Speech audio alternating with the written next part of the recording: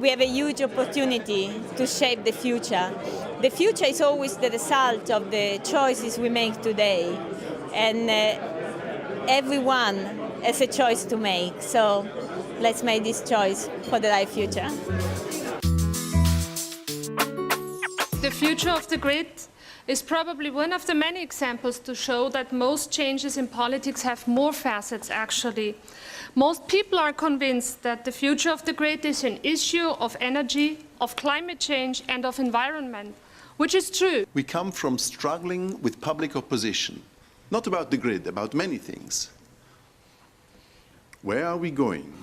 Now, frankly, the future does not look very bright, but what we must try is to develop a shared European will in a very broad sense, and the grid is crucial about this. New and improved transmission grid infrastructure is essential to balance a decarbonized power system cost effectively.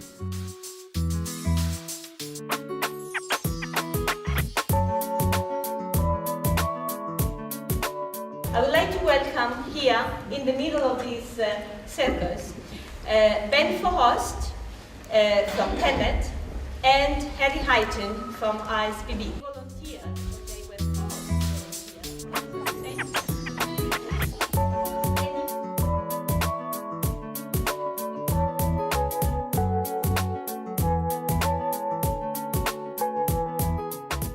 Now we have 24 signatories, and I would like to start inviting all the RTI members to come here in this arena and sign the posters that we will be giving to Commissioner Oettinger.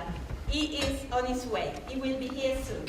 So, Christoph Balz from German Watch, please start moving.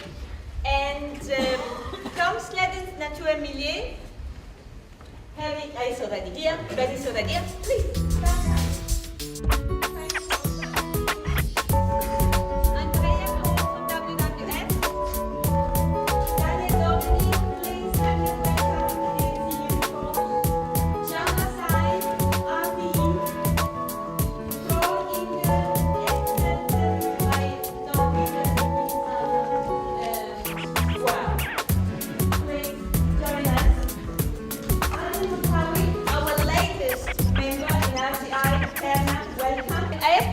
Julian to everybody. Julian Battery from National Grid. He is actually responsible for this declaration because he has hosted the workshop in Glasgow, and that's where everything started. So thanks, Julian. Pleasure.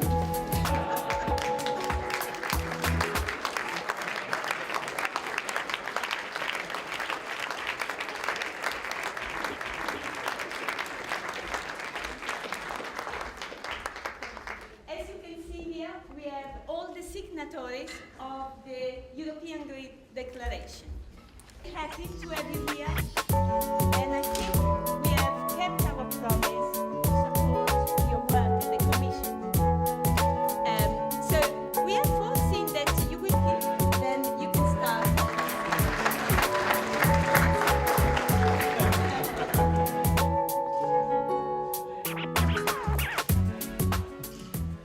Without secure, intelligent and sustainable networks, we cannot meet our energy and climate targets in Europe. Consultation of stakeholders is a key part of the process.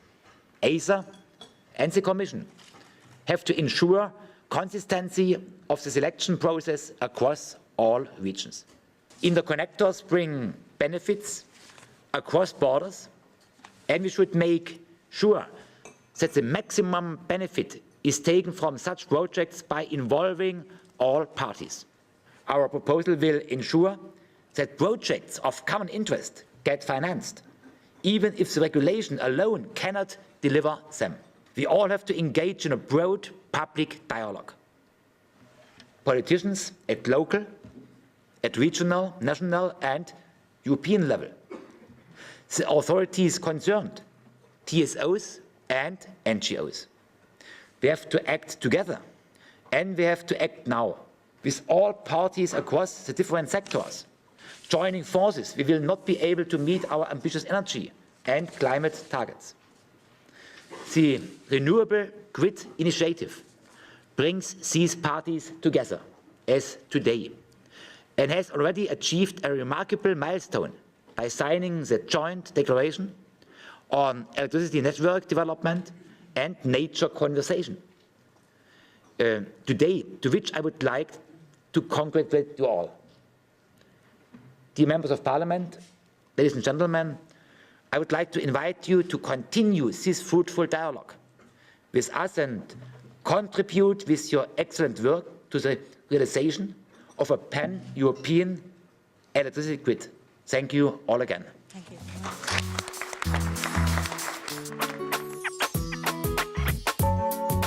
We have to create a huge common lobby, what we are doing at the moment already, to push the Commission, the Commissioner, that has been already very encouraging, open to this thinking, to push the Member States and the Council, and to push our political parties and the Parliament to move, and to move much faster and with bigger ambition than what we are doing and seeing on the figures on the budget and the Commission at the moment. The underlying objective or the concept for our proposal is to streamline the procedures, basically by cutting red tape, by providing efficiency and effective processes. Procedures to get the new infrastructure we are talking about, procedures should not take too long time. I agree to this. I see really also a certain urgency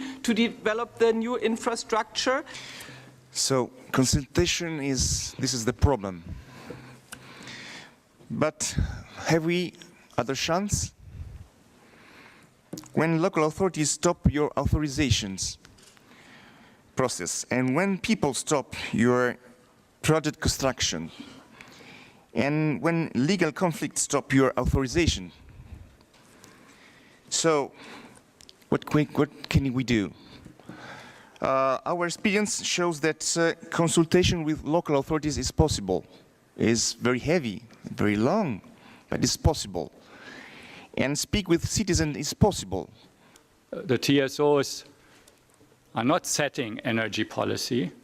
The TSOs are trying very hard to follow the energy policy and also the market developments, trying to forecast them, and on that basis, jointly, Europe-wide plan in order to accommodate the increasing variable renewables generation, the increasing need for demand response, the increasing energy efficiency, and all in all, the steeply decreasing greenhouse gas emissions. Thank you very much.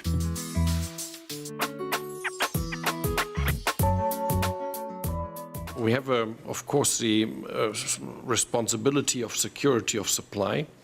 We have, since the deregulation of the market and the liberalization of the market, the responsibility of development an electricity market.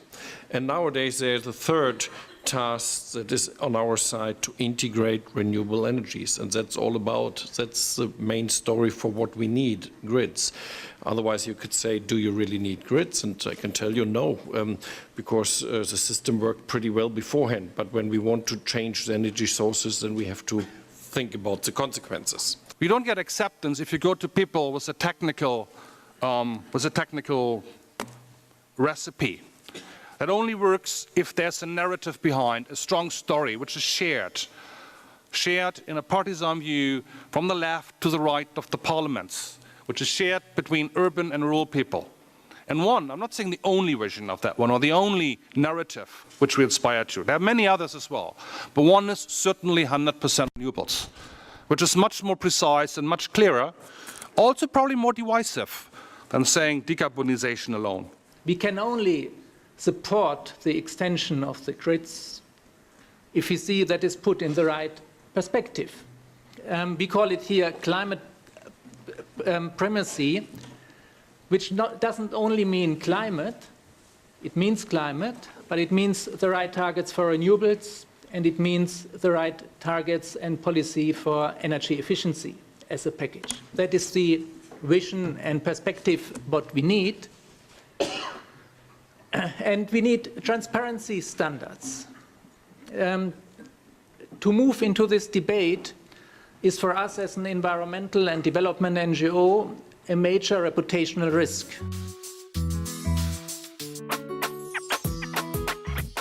I maintain that were consumers to be billed monthly based on their actual consumption, they would save 12.5% on their energy bills, and not just their electricity bills. This wonderful scheme of actually giving people bills on a monthly basis works equally well for gas and water. So I would maintain there are 770 million smart meters in Europe right now. They're called mobile phones, and they're smart meters from the point of view of the consumer. If we want to get the smart meters into the homes, ultimately, which we must do for distributed power generation, we have to earn the trust of the consumer.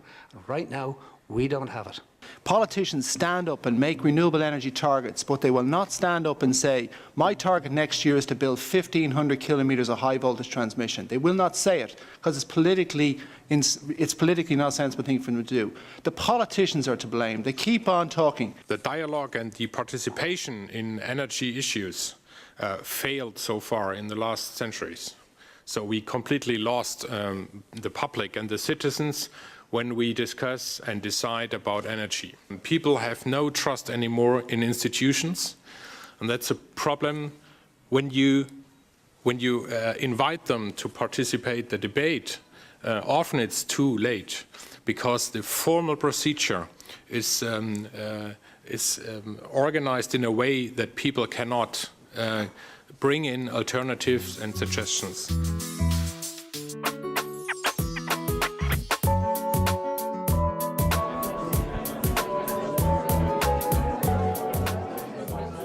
Now, finally, we have fully understood that if we want to see a transformation, we need to have the acceptance across societies. It's not just one single group making this transformation. We need everyone playing its own role.